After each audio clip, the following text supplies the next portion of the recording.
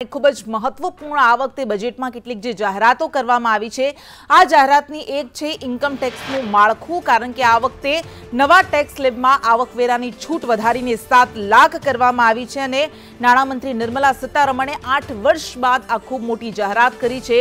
7 लाख सुधी नवा takes regime प्रमाणे 7 लाख सुधी कोई टेक्स नहीं आपवो पड़े। नवा टेक्स माळखामां आ मोटी जाहेरात अने 9 लाख सुधीनी आवक हशे तो 45,000 नो टेक्स आपवो पड़शे। आ जाहेरात करवामां आवी छे। 5मुं बजेट रजू करवामां आव्युं। 2024 ની લોકસભાની ચૂંટણી પહેલા આ છેલ્લું પૂર્ણ બજેટ રજૂ કરાયું, જેમાં આ વખતે ટેક્સમાં કેટલાક ફેરફાર કરવામાં આવ્યા છે, કેટલીક રાહત આપવામાં આવી છે। બે માળખા છે, આ બંને માળખામાં કેટલાક બદલાવ કરવામાં આવ્યા છે। પર્સનલ ઇન્કમ ટેક્સમાં 5 મોટા બદલાવ કરાયા છે, જેમાં આવકવેરાની મુક્તિ મર્યાદા જે 5 લાખ હતી તે હવે 2 લાખ વધારીને 7 લાખ સુધીની કરવામાં આવી છે। જ્યારે જે સ્લેબ્સ છે તેમાં 3 થી 6 લાખ સુધીની આવક પર હવે 5% ટેક્સ ભરવો પડશે, જ્યારે 6 થી 9 લાખ સુધીની આવક પર 10% ટેક્સની જાહેરાત કરવામાં આવી છે। 9 થી 12 લાખની આવક પર 15% ટેક્સની જાહેરાત કરવામાં આવી છે અને 12 થી 15 લાખ સુધીની આવક પર 20% ટેક્સની અને 15 લાખથી વધુની વાર્ષિક આવક હશે તો તેના પર 30% ટેક્સની જાહેરાત કરવામાં આવી છે અને નવા ટેક્સ સ્લેબ પ્રમાણે આવકવેરાની છૂટ વધારાવ 7 લાખ સુધીનો કરવામાં આવ્યો છે। સરકારનો એ પ્રયાસ રહેશે કે 7 લાખ સુધીનું જે નવું ટેક્સ રેजिम છે, જેને ડિફોલ્ટ ટેક્સ રેजिम જાહેર કરવામાં આવ્યું છે, તે વધુને વધુ લોકો ઓપ્ટ કરે। આ ઉપરાંત રોકાણ સાથેના જૂના ટેક્સ સ્લેબમાં કોઈ ફેરફાર કરવામાં નથી આવ્યો। નવા કર માળખામાં 5 લાખ સુધીની કરછૂટ વધારીને હવે 7 લાખ કરવામાં આવી છે, એટલે અત્યાર સુધી જે 5 લાખ હતી તે હવે 7 લાખ સુધીની કરવામાં આવી છે। આ નવા કર માળખા પ્રમાણે 7 લાખ સુધીની આવક પર કોઈ ટેક્સ નહીં ચૂકવવો પડે। 7 લાખની કરછૂટ લેવી હોય તો રોકાણ છૂટનો લાભ નહીં મળે, એટલે બંનેના કેટલાક ફાયદા અને ગેરફાયદા છે। કલમ 80C હેઠળ ₹1.5 લાખના રોકાણની જે છૂટ મળતી હતી તે આ નવા ટેક્સ રેजिम પ્રમાણે નહીં મળે અને હોમ લોન પરનું ₹2 લાખ સુધીનું કરમુક્ત વ્યાજ પણ નહીં મળે। એનપીએસમાં ₹50,000ના કરમુક્ત રોકાણની છૂટ પણ નહીં મળે।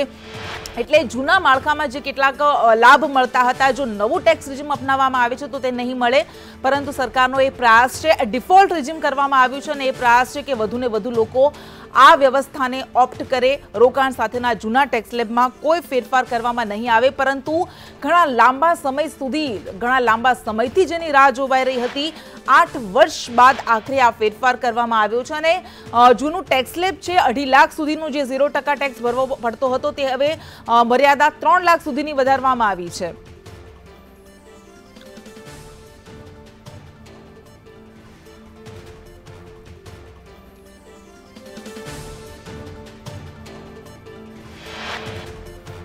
तो जूना टेक्स रेजिममां जे फेरफार जे लाभ मळता हता, जो आ नवुं टेक्स रेजिम अपनाववामां आवशे तो तेमां केटलाक लाभ नहीं मळे।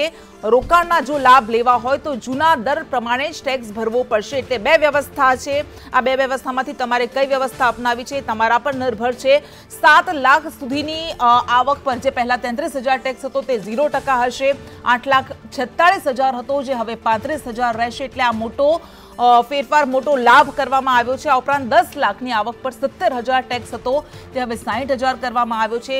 12 लाखनी आवक पर 1,19,000 हतो जे हवे 99,000 रहेशे ने 15 लाखनी आवक पर पहला 1,95,000 टेक्स भरवो पड़तो हतो ते हवे 1,50,000 थई गयो छे।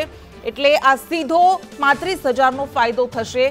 आ नवा टेक्समां जे फेरफार करवामां आव्या छे, आ टेक्स रेजिम अपनाववामां आवशे तो आ फेरफार आ लाभ मळशे करदाताओने। કેટલી બચત થશે તેની આપણે વાત કરીએ તો 15 લાખમાં જે પહેલા 15% ટેક્સ ચૂકવવો પડતો 15% જે ટેક્સ ચૂકવવો પડશે તે પ્રમાણેની વાત છે। 7 લાખમાં 0% ટેક્સ ચૂકવવો પડશે અને 33,800ની કુલ બચત થશે। 8 લાખમાં 10% ટેક્સ ચૂકવવો પડશે, 10,400ની બચત થશે।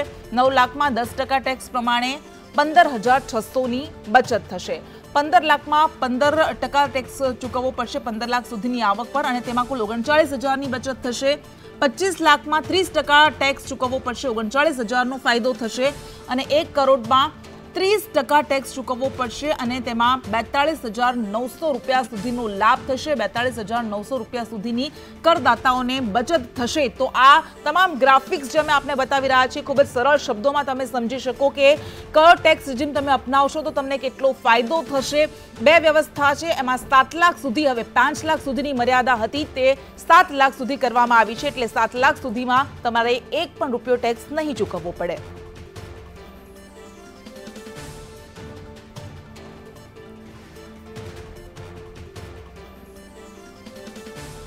અને સુરતથી અમારા સંવાદદાતા મનીષ પરમારે ડાયમંડ ક્ષેત્ર સાથે જોડાયેલા ઉદ્યોગપતિઓ સાથે વાત કરી તેમનું આ બજેટને લઈને શું કહેવું છે તે સાંભળીએ। બજેટમાં લેબગ્રોન ડાયમંડને લઈને મહત્વની જાહેરાત થઈ છે। હીરા ઉદ્યોગકારને તેનાથી ફાયદો થશે, કેટલો ફાયદો થશે આપણી સાથે હીરા ઉદ્યોગકાર છે તેમની પાસે જાણવાના પ્રયાસો કરીશું। લેબગ્રોન ડાયમંડ લઈને જાહેરાત થઈ છે, શું જાહેરાત થઈ છે અને હીરા ઉદ્યોગકારને કઈ રીતે ફાયદો થશે? કેન્દ્રીય બજેટની અંદર લેબગ્રોન ડાયમંડ માટે રિસર્ચ એન્ડ ડેવલપમેન્ટ ક્ષેત્ર એટલે કે દેશભરની જેટલી પણ આઈઆઈટી ઇન્સ્ટિટ્યૂટ છે એની અંદર રિસર્ચ એન્ડ ડેવલપમેન્ટમાં એક મોટું બજેટ ફાળવવામાં આવ્યું છે। આ બજેટથી એચપીએચડી ડાયમંડ જે ખાસ કરીને ભારતની અંદર બનતા નથી અને આપણે ચાઇના ઉપર આધારિત રહેવું પડે છે, એ એચપીએચડી ડાયમંડની ચિપ્સ ભારતની અંદર બનવા લાગશે અને આ ભારત દેશ છે એ એચપીએચડી સીવીડી જેમ અહીંયા બને છે એમ એચપીએચડી ડાયમંડ પણ આત્મનિર્ભર બનશે અને એક મોટો સ્કોપ આ ઇન્ડસ્ટ્રીની અંદર રહેલો છે અને આ પગલાંથી આ ઇન્ડસ્ટ્રી ખૂબ જ વિકાસના રસ્તે જશે એવી આશા છે।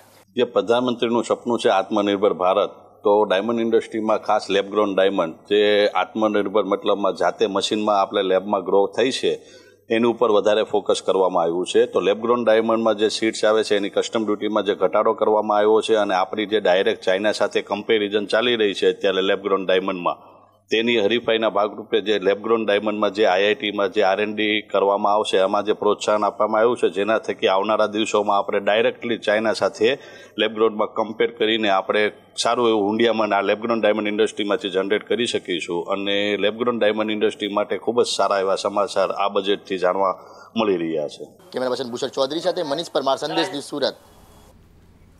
તો ઉદ્યોગપતિઓ સાથેની વાતચીત આપણે સાંભળી, તેઓ પણ આ બજેટને બિરદાવી રહ્યા છે। કેટલીક જાહેરાતો જે કરવામાં આવી છે તેના અંતર્ગત તેમને વધુને વધુ પ્રોત્સાહન મળશે, ઉદ્યોગોમાં વેગ મળશે તેવી તેમણે વાત કરી છે।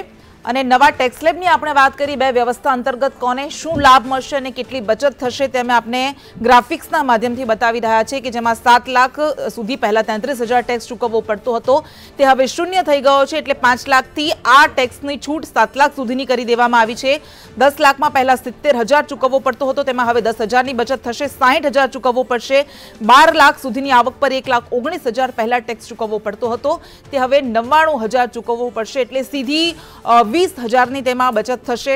8 લાખમાં 10% ટેક્સ ચૂકવવો પડશે અને 10,400 રૂપિયાની બચત થશે। 9 લાખમાં 10% ટેક્સ ચૂકવવો પડશે અને 15,600 રૂપિયાની તેમાં બચત થશે, એટલે આ ફેરફાર કરવામાં આવ્યા છે અને એના કારણે કરદાતાઓને આ સિસ્ટમ અપનાવવામાં આવશે। આ વ્યવસ્થા જો તેઓ પસંદ કરે છે તો તે હવે આટલી બચત કરી શકશે।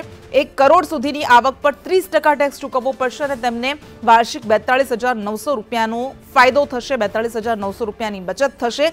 જો કે ઇન્કમ ટેક્સ રિટર્નની બે વ્યવસ્થા હોય છે, તેમાંથી જૂની વ્યવસ્થામાં પણ 2.5 લાખથી 3 લાખ સુધીની ટેક્સ મર્યાદા ટેક્સ છૂટ વધારવામાં આવી છે, એટલે એમાં પણ 50,000નો આ વખતે વધારો કરવામાં આવ્યો છે। પરંતુ પહેલા જે ટેક્સ ડિફોલ્ટ સિસ્ટમ હતી તે જૂની હતી, હવેથી એ નવી થઈ જશે, એટલે 7 લાખ સુધીનો જે 0% ટેક્સ ચૂકવવો પડે છે તે હવે રહેશે।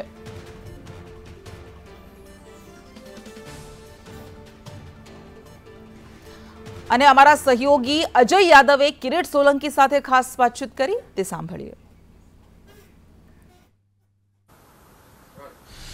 इस वक्त हमारे साथ बातचीत करने के लिए अहमदाबाद वेस्ट से सांसद किरीट भाई सोलंकी हैं। सर, आज जब वित्त मंत्री अपना बजट पेश कर रही थी तो कहा कि ये अमृतकाल का बजट है और साथ ही साथ ये भी कहा कि अगले 25 साल का लक्ष्य है इसमें। आपकी नज़र से ये कैसा बजट है? नरेंद्र मोदी जी सरकारનું 2023-24નું બજેટ વિત્ત મંત્રી નિર્મલા સીતારમણજીએ આજે લોકસભામાં પેશ કર્યું છે અને પેશ કરતાં જ એમણે ટિપ્પણી કરી કે આ આઝાદીના અમૃતકાળનું પહેલું બજેટ છે અને એના પછી એમણે એ પ્રમાણે પણ કહ્યું કે આ બજેટ એવું બજેટ છે કે જેની નીવ ઉપર આગામી 25 સાલોમાં એટલે કે દેશની જ્યારે સેન્ચુરી પૂરી થાય ત્યારે આપણે કેવા ભારતનું વિકસિત ભારતનું નિર્માણ કરવા માગીએ છીએ એનું બજેટ છે। ખરેખર બજેટમાં સર્વાંગી લોકો માટે, ઇન્ક્લુઝિવલી લોકો માટે બજેટમાં પ્રાવધાન છે, ચાહે એ ગરીબ લોકો હોય, મધ્યમ વર્ગના લોકો હોય, મહિલા, યુવા, રોજગાર, એમએસએમઈ સેક્ટર, કૃષિ, શિક્ષણ, દરેક પ્રકારના બજેટમાં પ્રાવધાન કરવામાં આવ્યું છે. ડિજિટલ ટેકનોલોજીનું પ્રાવધાન કરવામાં આવ્યું છે. જ્યાં સુધી આવક ડાયરેક્ટ ટેક્સની વાત હતી ત્યાં સુધી લોકોની ઘણા લાંબા સમયથી માગ હતી કે ડાયરેક્ટ ટેક્સનો સ્લેબ વધારવામાં આવે, અને હું મોદીજીની સરકારનો અને નિર્મલાજીનો હૃદયથી આભાર માનું છું કે જે મધ્યમ વર્ગના લોકોને બેનિફિટ મળે એના માટે ટેક્સનો સ્લેબ 5 લાખથી વધારીને 7 લાખ કરવામાં આવ્યો છે. મહિલાઓના બચત માટેના પણ અમુક ઇન્સેન્ટિવ આપવામાં આવ્યા છે. કૃષિની વાત હોય, યુવાઓના વાત હોય, રોજગારની હોય. કોરોના મહામારી પછી જે રોજગાર, જે મેન્યુફેક્ચરિંગ સેક્ટર ઉપર વધારે માર પડ્યો હતો, ખાસ કરીને એમએસએમઈ સેક્ટર, એને એક બળ આપવામાં આવ્યું છે, એને બૂસ્ટ આપવામાં આવ્યું છે. અને જે રીતે આયાત અને નિર્યાત, એટલે કે જે આપણે બહારથી વસ્તુ આપણે મંગાવતા અને દેશમાં પેદા થતી વસ્તુઓ ઉપર ટેક્સ ઓછો કરીને આયાત ઉપર ટેક્સ વધારવામાં આવ્યો છે. મને લાગે છે કે જે આ બજેટ એ મેક ઇન ઇન્ડિયાનું એક પ્રતિબિંબ પાડતું બજેટ છે. અને મેક ઇન ઇન્ડિયા એટલે ભારતમાં જે મેન્યુફેક્ચરિંગ વસ્તુઓ થાય છે અને ભારતની ઇકોનોમીને કેવી રીતે બૂસ્ટ કરવું, ઇન્ફ્રાસ્ટ્રક્ચરને કેવી રીતે કરવું, ગ્રીન એનર્જી, અલગ અલગ ગ્રીન સેગમેન્ટ આમાં જોડવામાં આવ્યા છે. હું આ બજેટની ખૂબ જ સરાહના કરું છું અને આ લોકોનું બજેટ છે. આવનારા ભારતના નિર્માણ, નવા ભારતના નિર્માણ માટેનું બજેટ છે. अच्छा, अगले साल 2024 में लोकसभा चुनाव भी होना है और उसके पहले का ये पूर्णकालिक बजट है, तो क्या उसको ध्यान में रखते हुए, क्योंकि अभी तक जो मिडिल क्लास का टैक्स स्लैब था वो 5 लाख से बढ़ा के जो अब 7 लाख कर लिया, अभी तक नहीं किया गया था छूट, लेकिन अंतिम समय में ये किया गया है, तो क्या इसका असर पड़ेगा 2024 के लोकसभा चुनाव? દેશના પ્રધાનમંત્રીનો સવાલ છે. પ્રધાનમંત્રી હંમેશા લોક લુભાવન નિર્ણયો લેતા હોતા નથી, પરંતુ હા, એ વાત નિશ્ચિત છે કે ગુડ ગવર્નન્સ દ્વારા લોકોનું ભલું કરીને ચૂંટણીમાં મત લેવા, એ પણ એક મારી દ્રષ્ટિએ સાચી લોકશાહી એ જ છે કે તમે ગુડ ગવર્નન્સ કરો, લોકોપયોગી કામ કરો, લોકોના વિકાસ માટેના કામ કરો અને એ રીતે લોકો તમને આશીર્વાદ આપે. મને લાગે છે કે આગામી ચૂંટણી આવે છે એ એક હકીકત છે, પરંતુ ફક્ત આ ચૂંટણીના જીતવા માટેનું બજેટ નથી. આ બજેટ છે એ નવા ભારતના નિર્માણ માટેનું બજેટ છે ને એનો પાયો આ બજેટ થકી નખાયો છે. शुक्रिया आपको. तो आपने सुना किरीट सोलंकी को, जिनका कहना है कि ये जो बजट पेश किया गया है आगे आने वाले चुनाव को ध्यान में रख के नहीं, बल्कि नए भारत के निर्माण को लेकर के बजट पेश किया गया है. और साथ ही साथ इनका कहना है कि अमृतकाल का पहला बजट है जिसमें सभी समाज के वर्गों को ध्यान में रखा गया है. दिल्ली से कैमरामैन राजू चौहान के साथ मैं अजय यादव, संदेश न्यूज.